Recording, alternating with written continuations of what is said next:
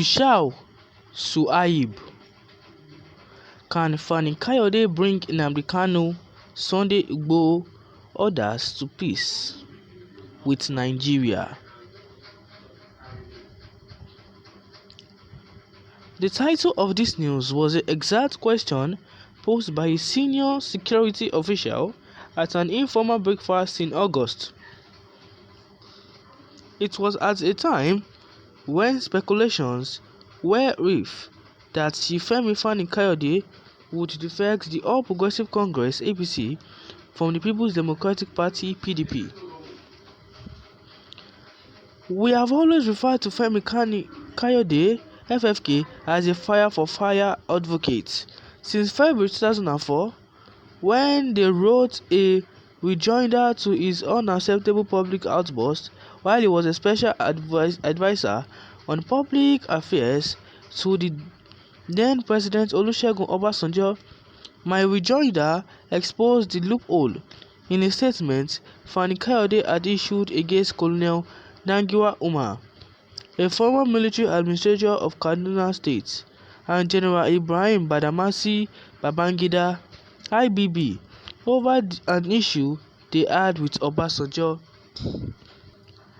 In this news, which was widely published and titled PR Analysis of Fani Kayode's Rejoinder on Dangiwa Umar, they criticized him for using high-sounding derogatory expressions such as pathological liar, treachery, ingratitude, destructive fake suffer a form of delusion of grandeur, and misguided sense of self-importance, among others, against the subject of his diatribe. While appealing to ethics and utilizing the tools of PR to counter his approach, I offered crucial advice to Fani Kayode.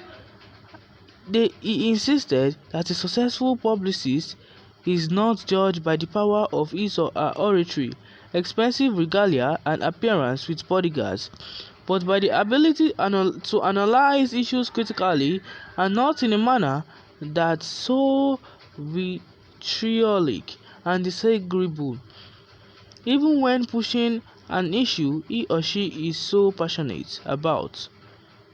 They had added that amiability, humility, and openness to criticism are not weakness, but attributes of a good communicator who equally has a clear mission. With his combative postures and bombastic public engagements, Fani Kayode has continued to remain relevant, meeting the right people at the right time and making the right connections for the right appointments.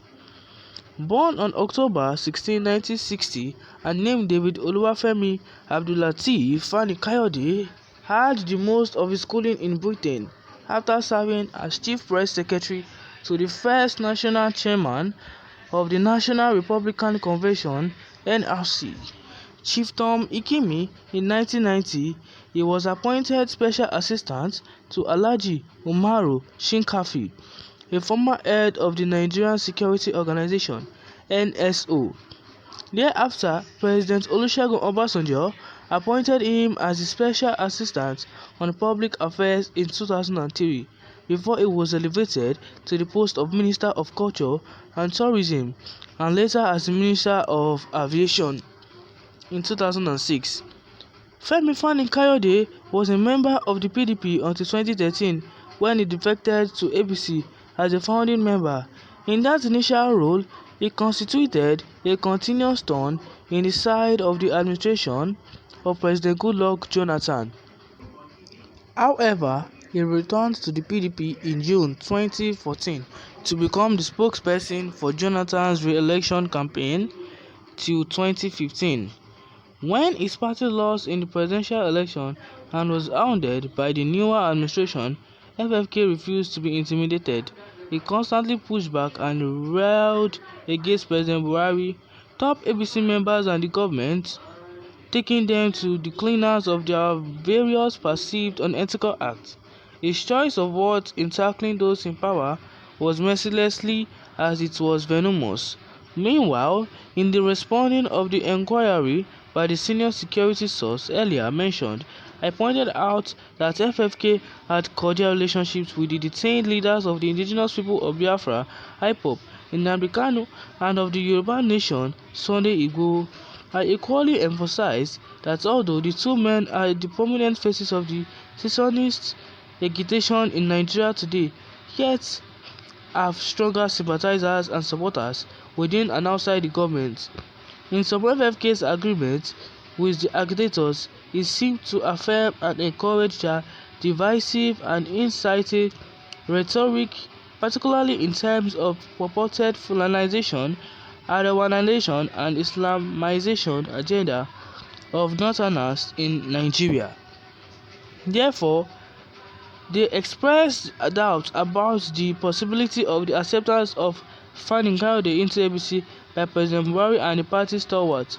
I nevertheless mentioned my strong belief that if FFK genuinely renounces his essentialist, if not bigoted, ethnic and religious outlook, he has the potential to add value to the political and social stability in a manner that enhances national security. A few weeks after the breakfast talk, FFK did not only decamp to ABC but was received through a red carpet reception at the presidential villa Abuja when the ABC caretaker chairman, Governor Mala Buni of Yobe State, alongside Bele Matawale of Zamfara State, presented him to the President Buhari. The reception was also greeted with wild attacks across the Nigerian political spectrum. Surprisingly, the majority of those condemned Fani Kayode for the backing to APC now were the same ones commending him then when he was attacking the North, its leaders and the Buhari administration. Some of the attackers have been politicians, public commentators and secessionist campaigners of the outlawed IPOB and Yoruba Nation groups. The politics of the campaign and defection in Nigeria is nothing new.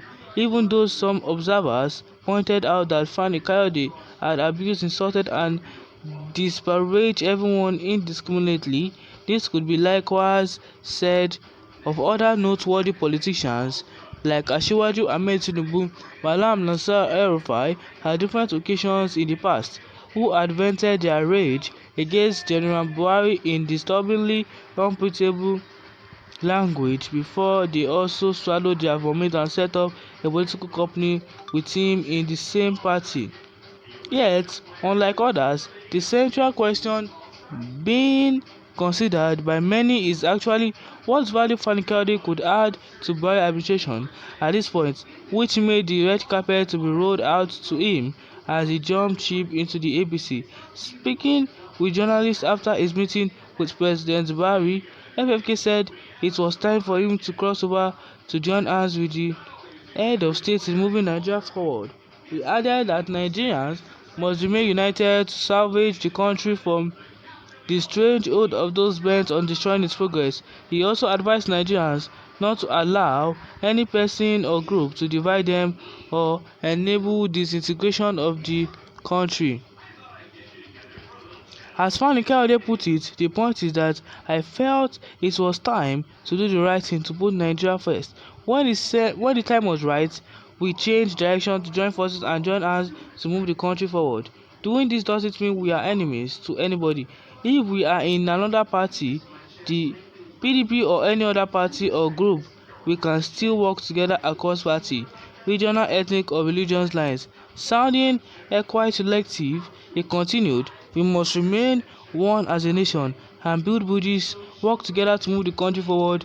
And the most important thing is for us to understand the fact that Nigeria must not disintegrate, and those that want us to end up fighting one another in war will be put to shame.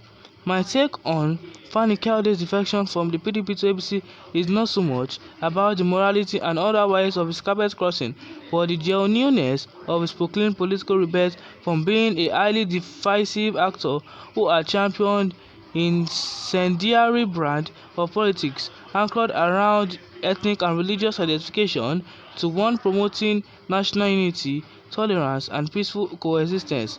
To his credit, before his eventual defection to ABC, he was noted to have worked closely with some key players in the ABC, including Governor Yahaya Bello of Kogi, in resolving some ethno-religious conflict in some states of the country. I can only sincerely hope its better angels take charge this time around to enable the role of a real bridge builder, rallying together many aggrieved stakeholders to the Nigerian project to work towards the socio-economic and political stability of our nation, which he is eminently qualified to play if he is so sincerely inspired. By the way, I learned that beyond being Yoruba and Pentecostal Christian, FFK has Muslim and Fulani roots, and hence major traces of the Nigerian diversity, which he holds to be deeply concerned about promoting our national unity in ensuring national security of the Federal Republic of Nigeria.